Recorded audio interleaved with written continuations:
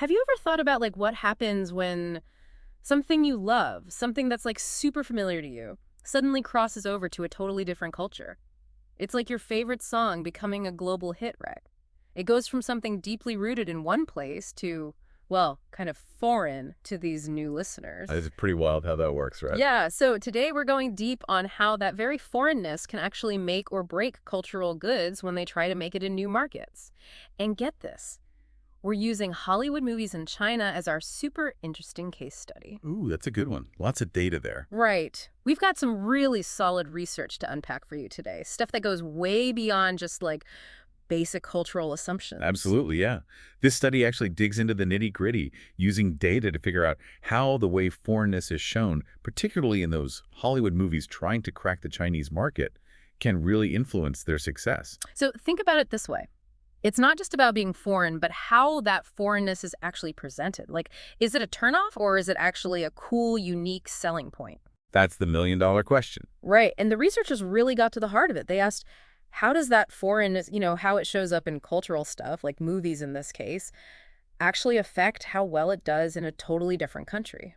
And what's even more fascinating is that sometimes that foreignness, it can actually be a huge advantage. Right. It's not always a bad thing. So today, that's our mission, to break all this down for you and explore just how these cultural products, like these blockbuster movies, find their way and sometimes even thrive in these brand new landscapes. We'll be zeroing in on Hollywood and China, which is such an interesting dynamic, using data from a massive study that looked at a whopping 304 Hollywood films released in China between 2011 and 2018. That's a lot of movies. It is. And what's really cool about this research is that they didn't just go with like gut feelings or subjective opinions. They used some pretty high-tech tools to really measure that foreignness.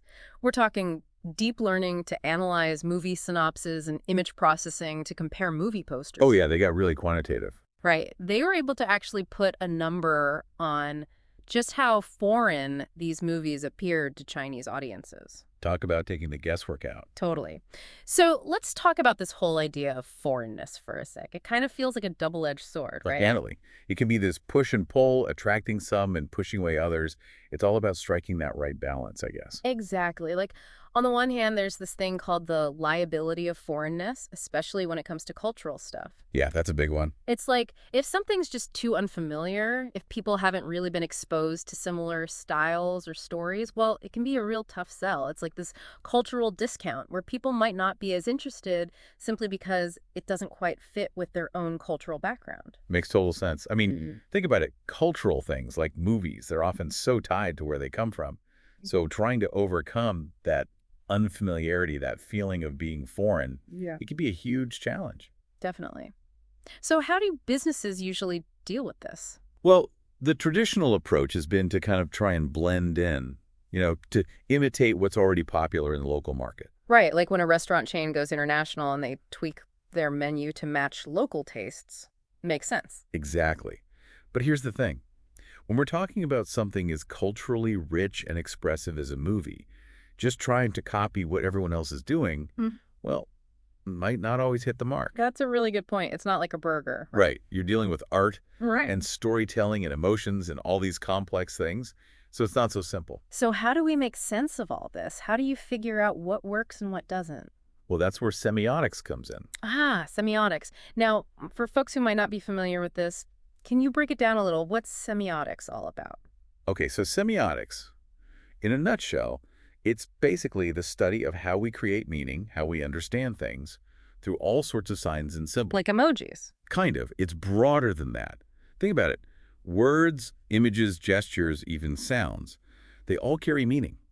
And when it comes to cultural stuff, things like movies, which are so experiential, you can't really try before you buy, those signs become super important, especially in a new cultural context, like Hollywood movies in China. So it's about how we decode the messages, right? Exactly. And for movies, the semiotics, whether it's the language used to describe the film and the synopsis or the visuals you see on the poster, those things can either highlight how different the movie is, how foreign it is, or they could try to show how it fits in with local tastes and norms.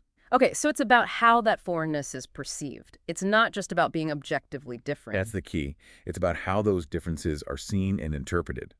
And that's where semiotics comes in. It helps us unpack how we make sense of those signs and symbols. In the case of Hollywood movies in China, you've got the words in the synopsis and the images on the poster. Those are the main things that Chinese audiences are using to get a first impression. So let's talk Hollywood in China. Why is this such a fascinating case study for understanding this whole foreignness thing? Well, for starters, you've got Hollywood, which is this global powerhouse in the film industry. I mean, their movies are everywhere. Oh, yeah, Hollywood's reach is huge. Right.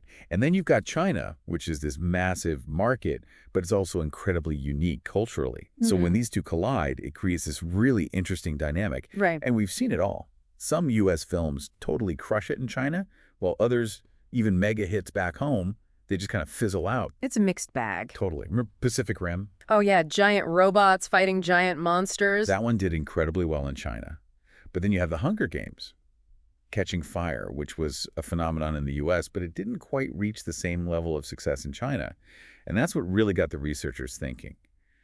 Could it be that how these movies presented their foreignness in their synopses and posters, that semiotic foreignness we were talking about, played a role in their success or lack thereof? It makes you wonder, right?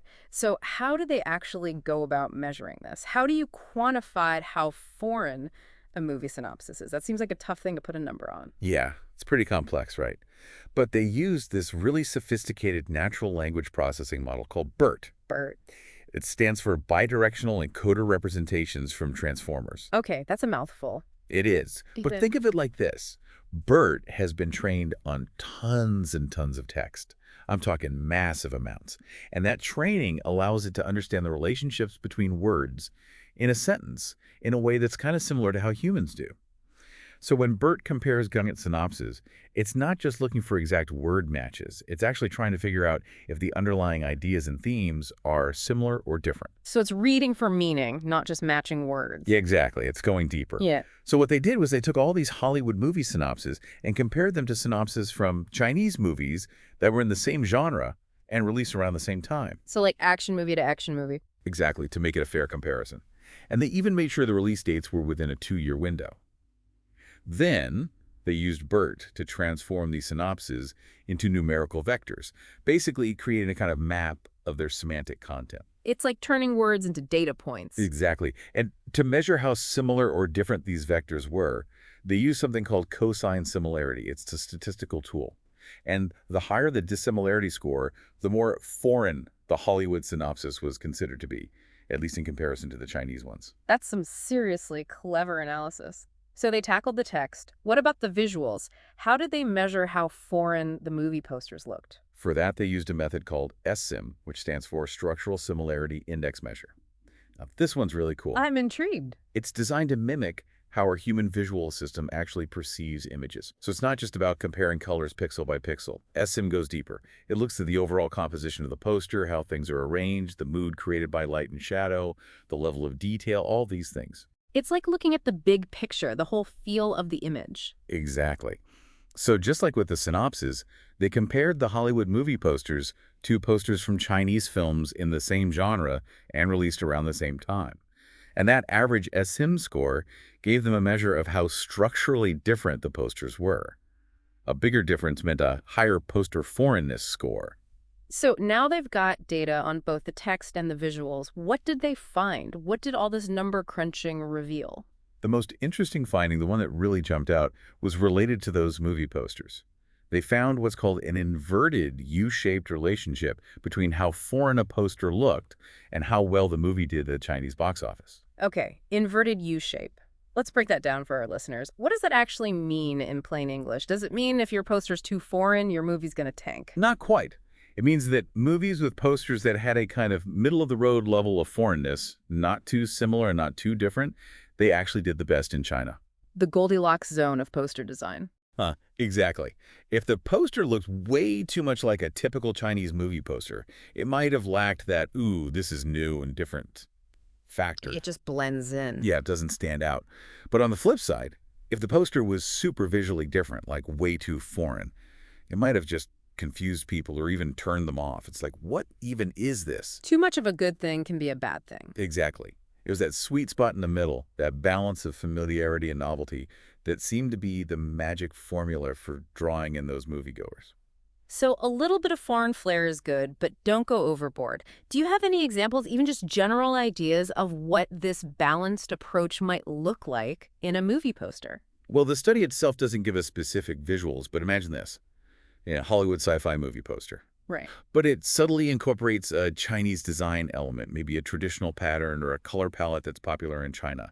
Just a hint of something familiar to the Chinese audience. Just a little nod, a wink, without losing its core identity. Exactly. You want to signal a connection, a little something special for that market, without abandoning what makes the movie unique. And on the flip side, imagine a poster with imagery that just doesn't resonate in China, like a cultural reference that nobody gets. Yeah. That's when you run into trouble. That makes a lot of sense. So what about those movie synopses? Did they see the same kind of pattern with how foreign the written descriptions were? Well, this is where things get interesting. Their analysis actually showed that the level of foreignness in the synopses didn't really have a big impact on how well the movie did in China. Really? That's surprising. Why do you think that is? I mean, the posters matter, but not the synopses. It is interesting, right? The researchers think there are a few reasons for this. First, visuals, like those on movie posters, they hit our brains much faster than text. We're visual creatures. Exactly. Hmm. And they can communicate emotions, atmosphere, even cultural nuances in a much more immediate way. It's like, boom, you get it instantly. And that can be even more powerful when you're trying to cross language barriers. So the posters are making that first impression, and it's a powerful one. Exactly. People might be making snap judgments based on the overall look and feel of the poster before they even get to the synopsis. Or it could be that some of those subtle cultural nuances in the synopsis, maybe they get lost in translation, so that foreignness gets diluted a bit. That makes you think. Right. So it seems like it all boils down to finding that sweet spot, that optimal distinctiveness. Like, you got to stand out just enough to grab people's attention, but you also got to be relatable enough to make that connection. Totally. Moderate semiotic foreignness in those initial visual cues, that seems to be the key for cultural goods entering a new market. That foreignness can be a real asset. It signals something new, something exciting, but it only works if there's enough familiar ground for people to feel comfortable enough to give it a shot. It's a delicate balance. So this study looked at movies over a pretty long period. Did they see any shifts in these relationships over time, or maybe differences depending on the genre of the film? Great question. They did. They found that inverted U-shaped relationship we talked about with poster foreignness, it was especially strong during the first week of a movie's release in China. But by week 4, it wasn't as big of a deal. So first impressions really matter. Absolutely. Those early visual signals are super crucial for getting people excited and driving those early ticket sales. It's like that initial buzz. Makes sense. What about different genres? Well, they noticed some interesting things there too. The impact of poster foreignness was way more pronounced for comedies. Comedies. Why comedies specifically? Well, think about it. Humor can be super culturally specific, right? What's funny in one culture might fall flat in another. So those visual cues on the poster, they become even more important for signaling whether a comedy is going to click with a foreign audience. So you need a signal that it'll be funny to them. Exactly. Now, action movies, on the other hand, they tend to rely more on universal themes and visuals. Big explosions, car chases, that kind of stuff. So the foreignness of the poster didn't seem to matter as much. It's all about the spectacle. Right. So genre definitely plays a role in how that foreignness is perceived and how it ultimately impacts a movie's success. Really interesting stuff. This research has definitely shed some light on this whole idea of foreignness and cultural products. Absolutely. And one of the biggest contributions of this study is how rigorously they measured foreignness. In the past, a lot of research in this area relied on more subjective interpretations, which could be a little fuzzy, and that made it hard to really get a clear picture of what was going on. Not very precise. Exactly. But by bringing in those high-powered tools from deep learning and image processing, this study offers a much more direct, much more quantitative way to measure foreignness, and they do it right at the product level. It's like they've created a new measuring stick for foreignness. Yeah, and that new measuring stick is more precise and objective. Yeah. So it helps us understand not just the surface-level differences, but also those deeper, more cognitive, structural, and visual aspects of foreignness. It's like they've taken a blurry image and brought it into sharp focus. So, for all of you listening out there, as you navigate this world filled with cultural products from all over the place, what's the big takeaway here? What should you keep in mind when you see a movie poster from another country? Or even the packaging of some new food product or an ad for a service that's trying to break into a new market. The big takeaway is that when it comes to launching cultural goods internationally, especially things that rely heavily on visuals like movies, that balance of foreignness in how you present it, it's super important for early success. And the movie poster example really drives that point home. It's all about that first impression. It is. It's not about erasing where the product comes from to try to completely blend in, but it's also not about being so different that it just alienates people. The real magic is finding that sweet spot, that level of difference that sparks curiosity and interest without being too overwhelming or confusing. It's like a dance, finding that rhythm. Yeah, it's about finding that balance. And it's fascinating how those visual elements, those posters, they really seem to have more impact than the written descriptions, those synopses. It is interesting, right? It makes you realize just how powerful visuals can be for bridging those cultural gaps and grabbing people's attention. Our brains just love visuals. They do. So this research leaves us with some really interesting questions to ponder. Oh, like what? Like, how could these insights about balancing foreignness and familiarity apply to other cultural things we encounter every day? Think music, books, video games, even how different countries market themselves to tourists. That's a good one. Right. And beyond just the visuals and the text, what other things do you think might be important for helping foreign cultural products find long-term success in new markets? It's like a recipe with lots of ingredients. It's more than just the presentation. Exactly. And it all points to this really complex and fascinating relationship between culture and commerce, especially in our globalized world. Definitely makes you think. Well, that wraps up our deep dive for today. We've covered a lot of ground, and there's definitely plenty more to explore on this fascinating topic. Thanks for joining us. Thanks for having me. It was fun. Until next time.